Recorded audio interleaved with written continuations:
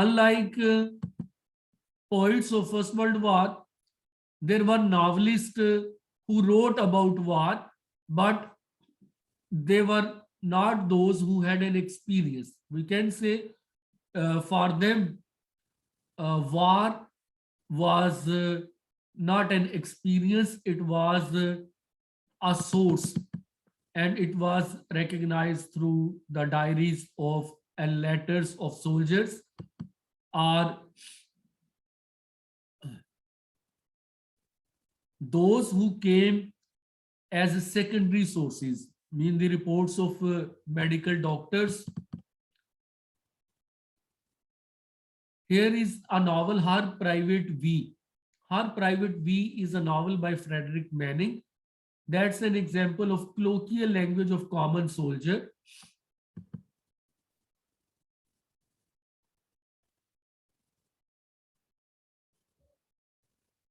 Another is Grassic Gibbon.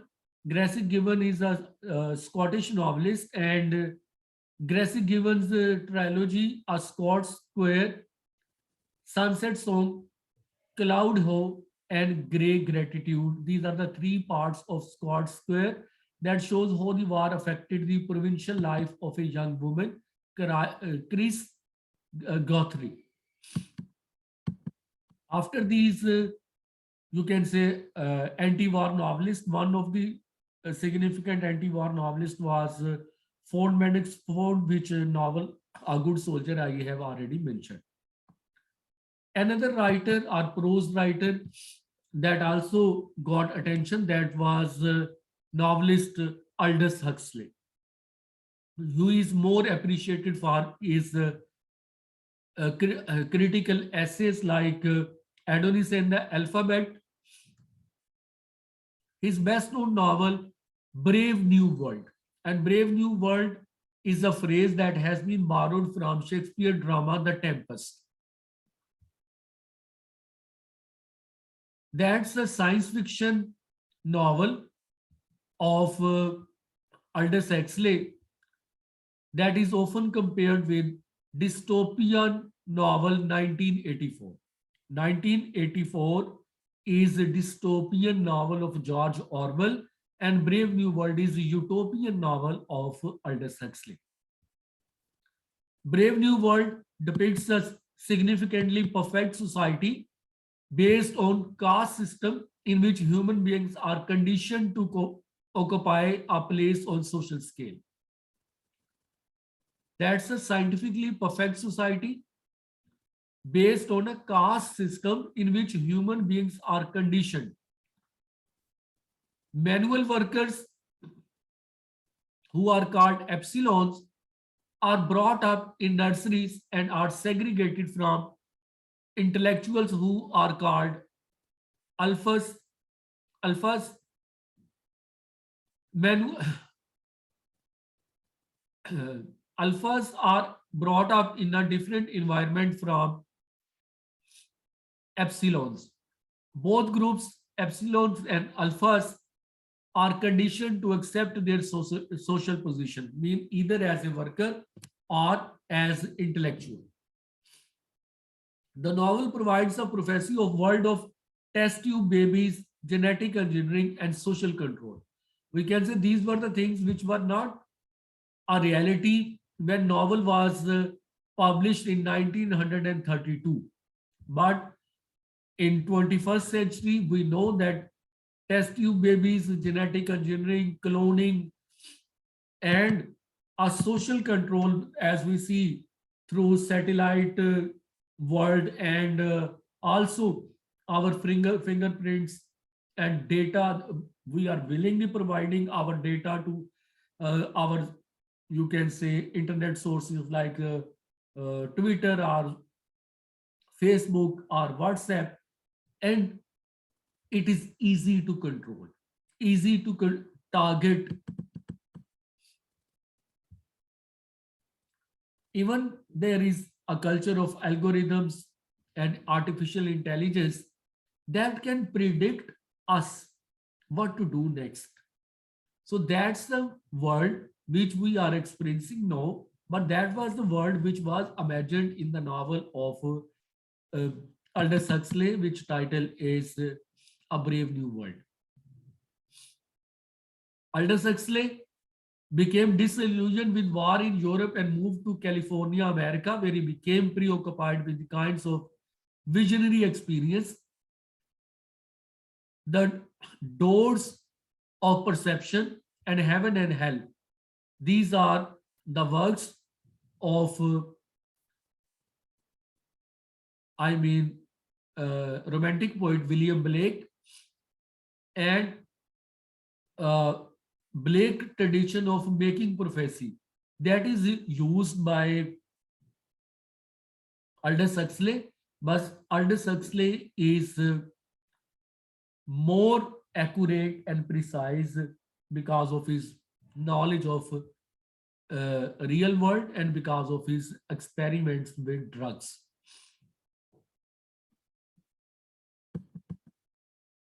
Aldous Huxley is also known for his unique individual ideas, or we can say the mystic tradition. His knowledge is not only Western, but that's a knowledge that has blend of East and West. He has tried to be ironical about the contemporary world, prophetic about the future world, and he has critically responded to Nanma, are you?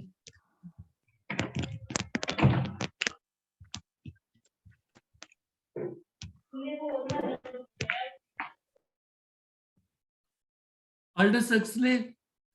He recorded the origin of culture in his essay Adonis and Alphabet, and he showed how alphabet were discovered in Babylon, how writing gradually evolved through pictogram and hieroglyphics, and then it became a major source of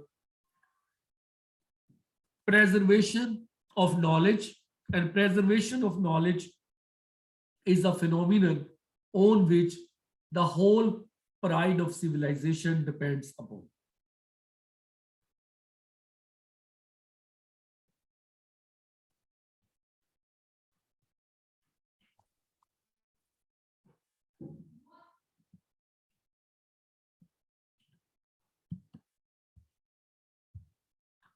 After Aldous Huxley, there are certain female novelists.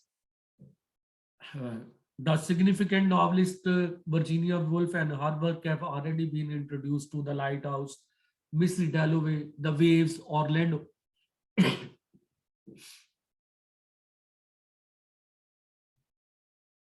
Dorothy Richardson, we can say, the second important novelist. She is also a novelist who used the stream of consciousness technique in her novels. She wrote a sequence of novels.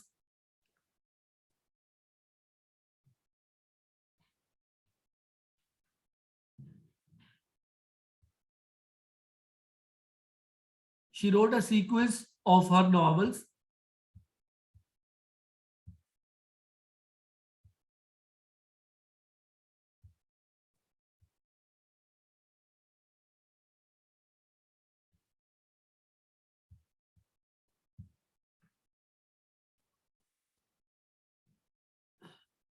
Under the overall title Pilgrimage. Pilgrimage explores her character's psychology and motivation in a way that echoes Virginia Woolf. There is the idea of intertextuality, how texts are linked, and there is more obviously Dorothy Richardson's novel interlinked with Virginia Woolf's novel.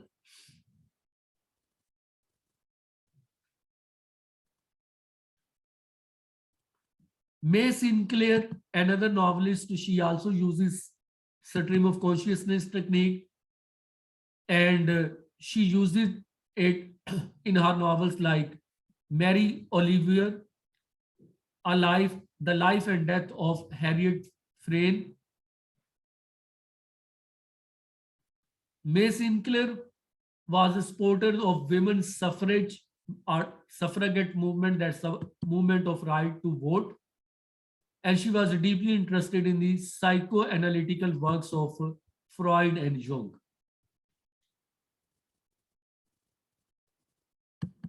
She wrote The Three Sisters that echoes the lives of Bronte sisters. Another female novelist is Radcliffe Hall. She wrote The Well of Loneliness, and that is a novel that caused considerable controversy and was persecuted and banned, like many works of the time for its obscenity. Mean The Well of Loneliness shares the charges of Lady Chatterley's lover.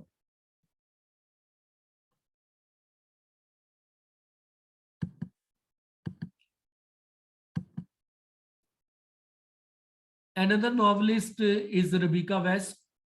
She was involved in the struggle for women's suffrage, and there is a political note in much of her writing. Her first novel, The Return of Soldier, is the major description in literature of what it meant to come home from the war. Her later novels include The Fountain Overflows and The Birds Fall Down.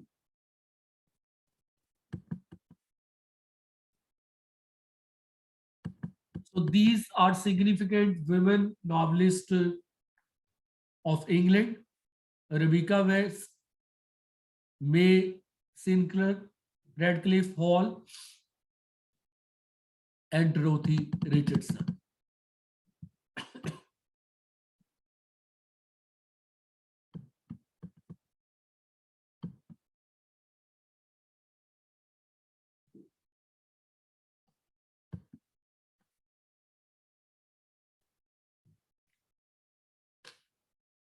Another female novelist, she is an Elizabeth, she is an Irish novelist. I mean, Elizabeth Boyne. She wrote The Last September. That's about a upper class country house during the main trouble of Irish freedom.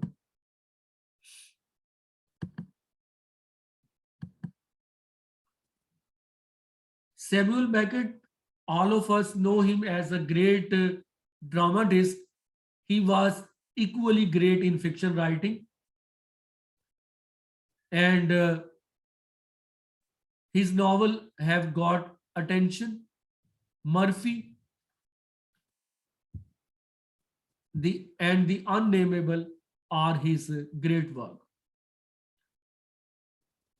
Uh, Beckett novel used the techniques of monologue as well as aporia.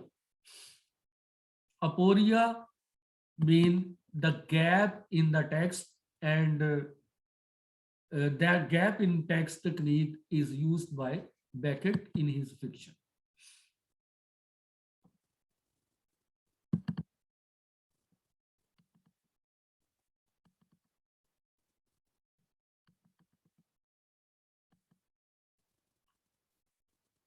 Two other novelists who belong to both, you can say, first half of it and second half of 20th century, Evelyn Waugh and Graham Greene.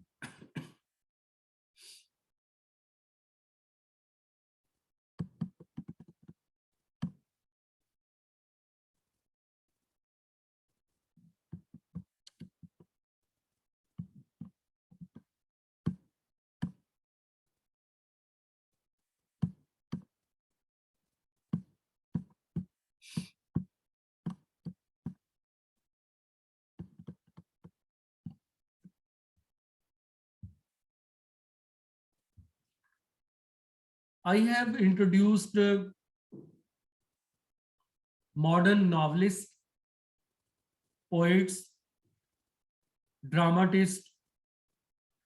About drama, I have shared the idea that drama was not English in essence, it was continental, and it was not 20th century phenomenon. Actually, it uh, began in 19th century or mid 19th century, and it continued to in 20th century. Naturalism, realism, expressionism, symbolist theater, and epic theater are major form of modern drama. In poetry, we have experimental tradition of imagist poets like Eliot, Yeats, Auden, Pound, and then there are the poets who are known as Georgian poets or First World War poets. In fiction, we see stream of consciousness technique as the most significant aspect of drama, and Virginia Woolf, James Joyce are leading novelist of the stream of consciousness novel. Beside this, we see a novelist who is in quest of spontaneous living, in quest of natural way of life, who sees a conflict between instinct and reason.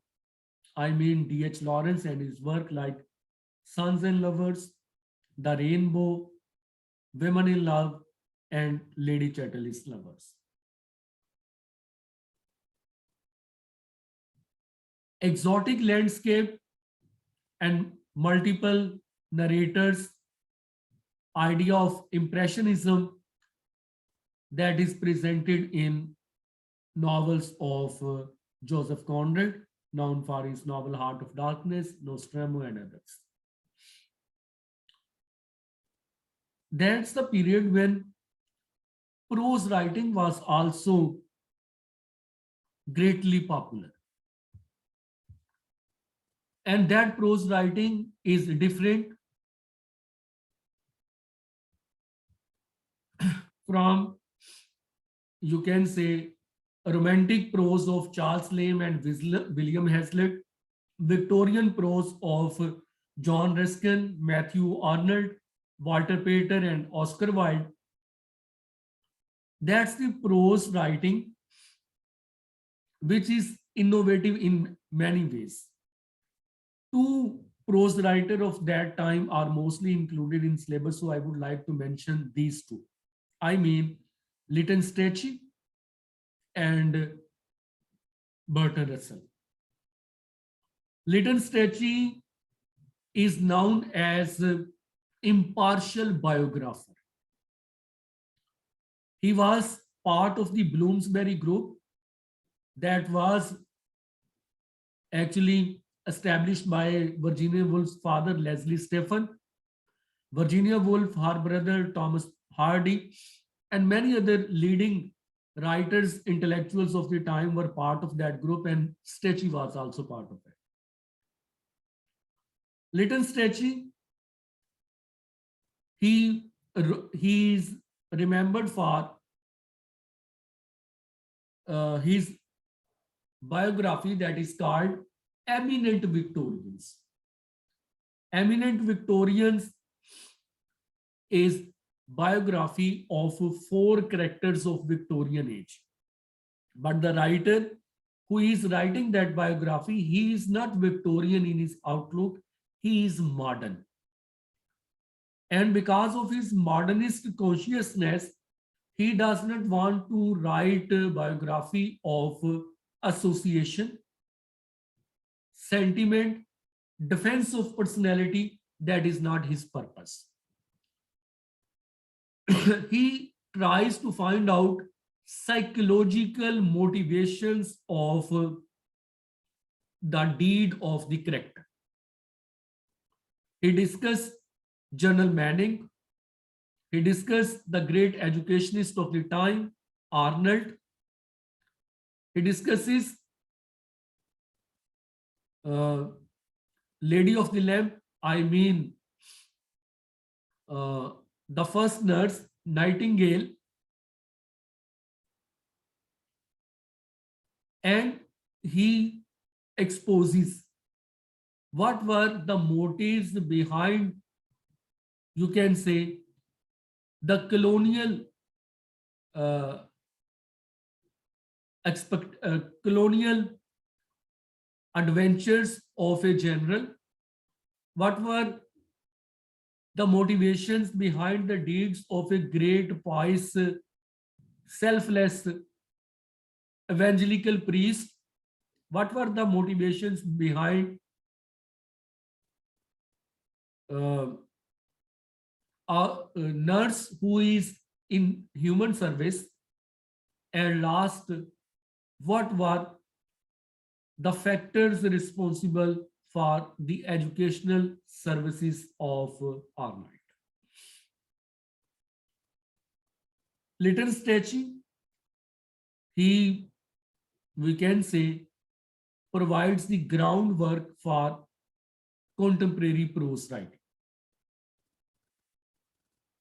Other is Barton Russell, a great mathematician, philosopher, intellectual, who was born in Victorian age, but luckily he got a longer life that was about 99 years. And he wrote a lot about mathematics, logic, but besides this, he made philosophy accessible to common people or university graduates. He delivered different lectures, wrote essays. Collection of his essays is introduced as popular essays, unpopular essays, and skeptic essays. These are three collections of his essays. I think title of these essays have no reason at all, because when he published first collection that is called the popular essays, for second collection he chose another title that is called unpopular essays. Unpopular essays were not unpopular at all. They were also equally popular. And skeptic essay that shares the scientific outlook towards knowledge, that is outlook of skeptic, being question, raising question and showing doubt on existing realities. Certain essays are included in university syllabus, main science and values, the place of science in a liberal education, unpopular essays that contain politics and philosophy, the virtue of the oppressed, function of teacher, the future of mankind,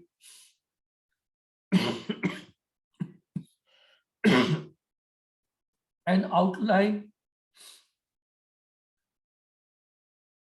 of intellectual history, ideas that have helped mankind, ideas that have harmed mankind. Some of his prose work like Marriage and Morals, Why I'm Not Christian, and above all his masterpiece, The Conquest of Happiness, are great work. I think after Barton Russell, there is only prose writer which gets the similar significance, that's Will Durant. Barton Russell, he has certain ideas, and though philosophically he belongs to a tradition that is called positivist or logical positivist tradition, these philosophers believe that scientific outlook and empiricist or pragmatist tradition can provide the better answer of our world. They dislike metaphysics, they dislike religion, they are agnostic about religion. Agnostics mean because of the reason they cannot accept religion and God. Bertrand Russell wanted to use philosophy for the interest of human beings. And for that purpose, he thinks that our philosopher should not be idealist like Plato to modern days idealist, including Hegel and Marx. He thinks philosophers should not be skeptic only, mean they are not only uh, skeptic to idealism and supernatural world or religion, but they also become skeptic to scientific world, like Hobbes and others.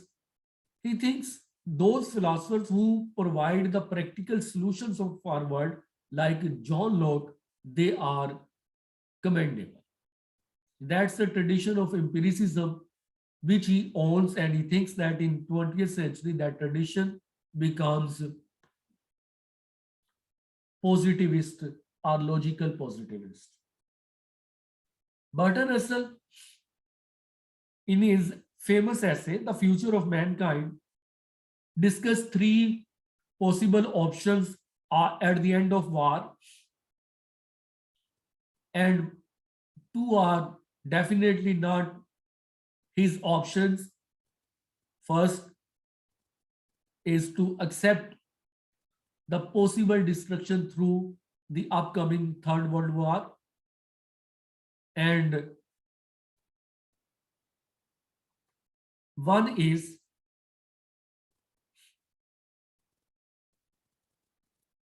take refuge in those solutions which are not workable.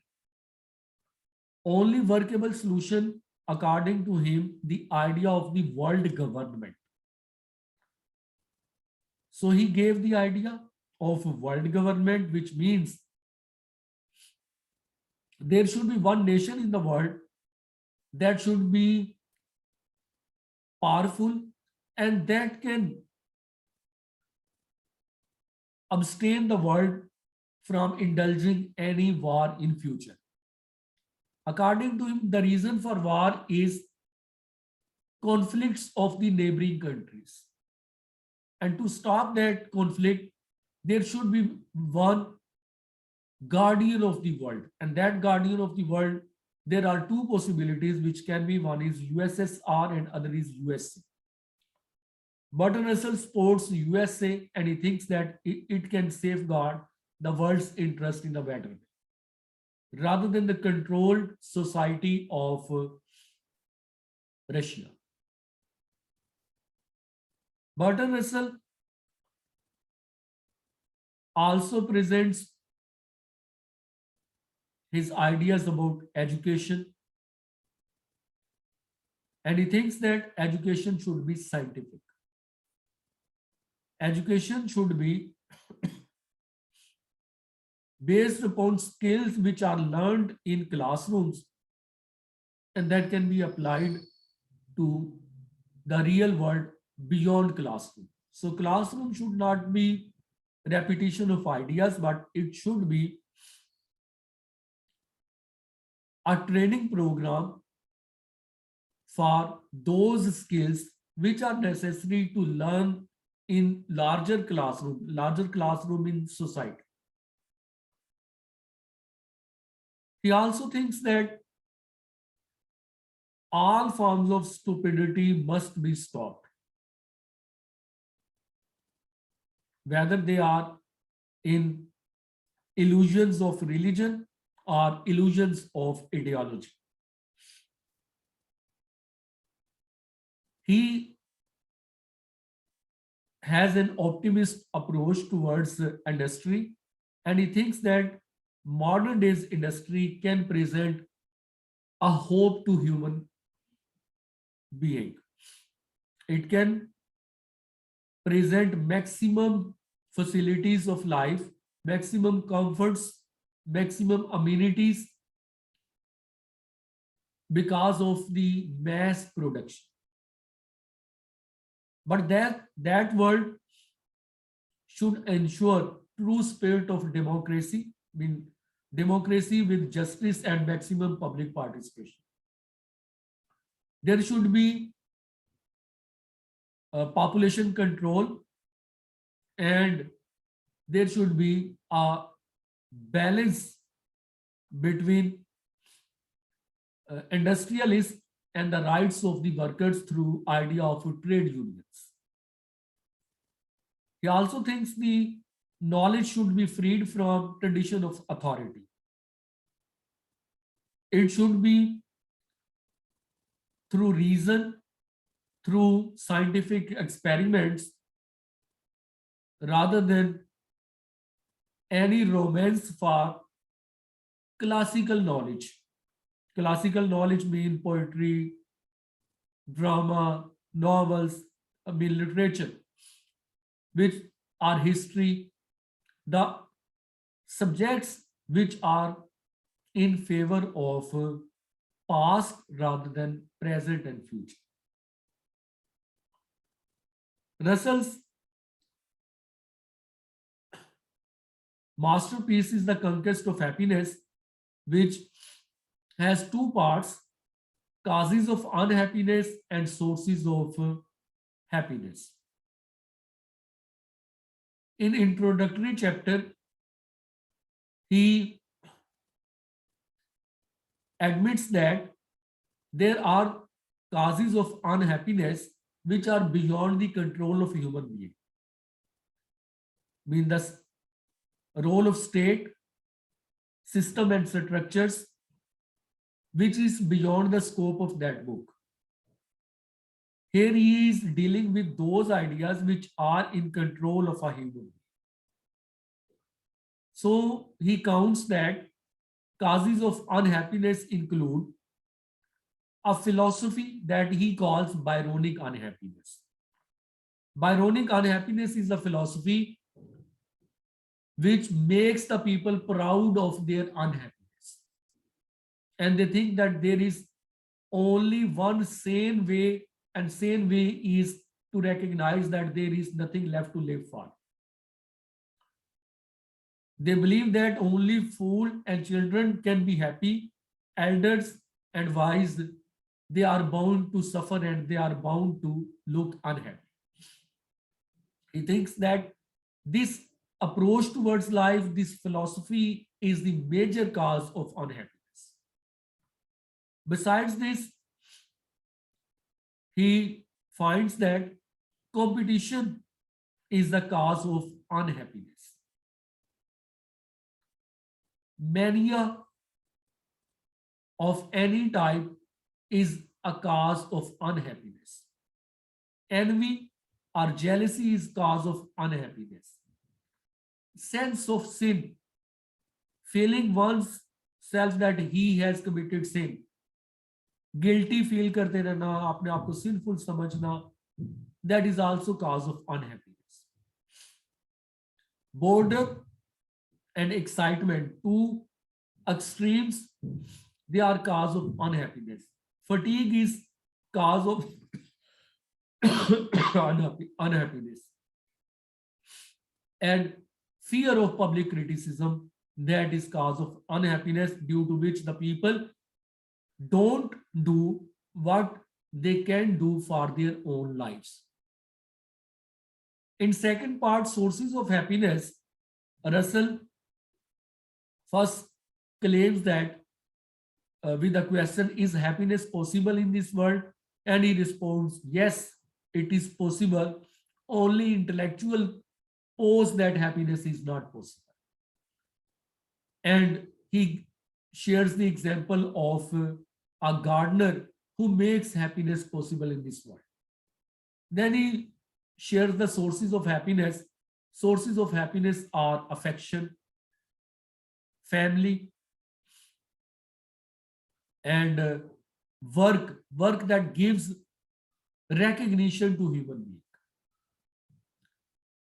Impersonal interests mean beside professional life, those hobbies, those interests which people pursue, and through this they get some relaxation, they get public recognition, and they get a happiness. And idealization of a happy man.